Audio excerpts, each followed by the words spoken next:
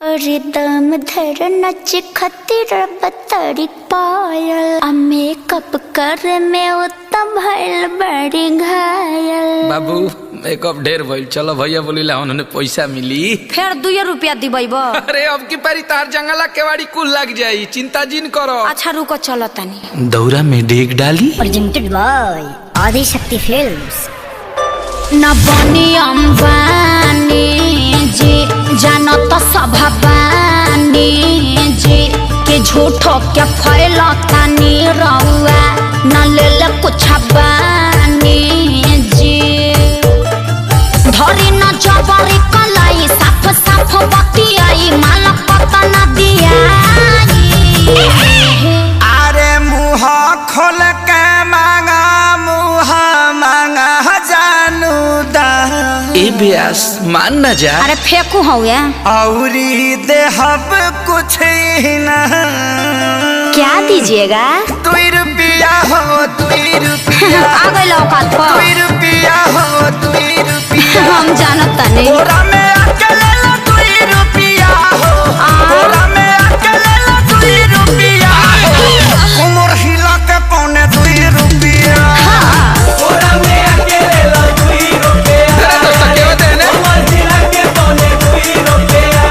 अरे अब विवेक जी फिर से आई तो गौरा में क्या देना चुआता पसीना भेजल समीज हो बाटे ना कि भेजल समीज हो बाटे ना कि भीतरे रोबे सब चीज भेजल समीज हो बाटे ना।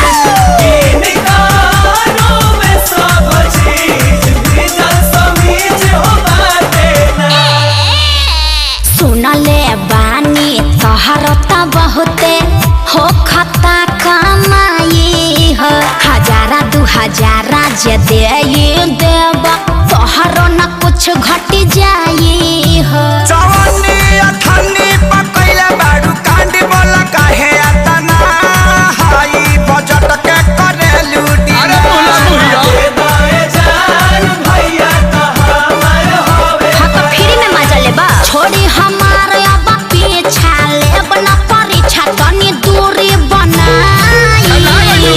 अरे तो तोहरे खातिर सब भई जुटावता निधन चल झूठा ऐसे तू रहो जान मां। अरे होई पगली के पाछा पगली झर पर का ब्यास। हाँ तो तहार कहे भभाता 2 रुपया हो 2 रुपया का खा 2 रुपया हो 2 रुपया कहत जा। तोरा में अकेले 2 रुपया हो तोरा में अकेले 2 रुपया तो महिला के पौने 2 रुपया ना होई तोरा में अकेले 2 रुपया रे ओ महिला के पौने 2 रुपया। तू लोग कीप साइलेंट रहबा लोग की ना काहे खातिर अपना कमाइला एगो झुमका बना पेन्हाइला जीवन बीमा तोहरो कराई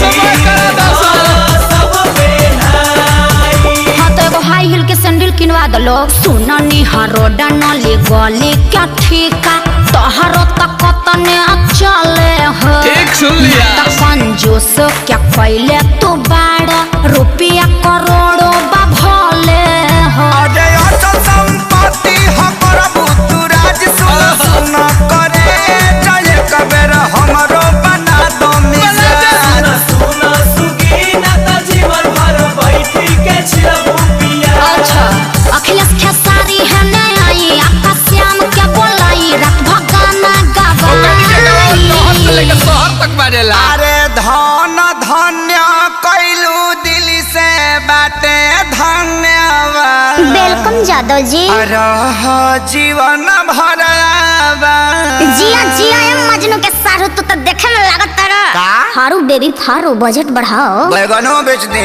बेच दो 2 रुपया होते हैं 2 रुपया 2 रुपया होते हैं 2 रुपया ले ला चुमा चटाई दे हम 2 रुपया हो चुमा चटाई दे हम 2 रुपया हो अच्छा कालो कटाई पौने 2 रुपया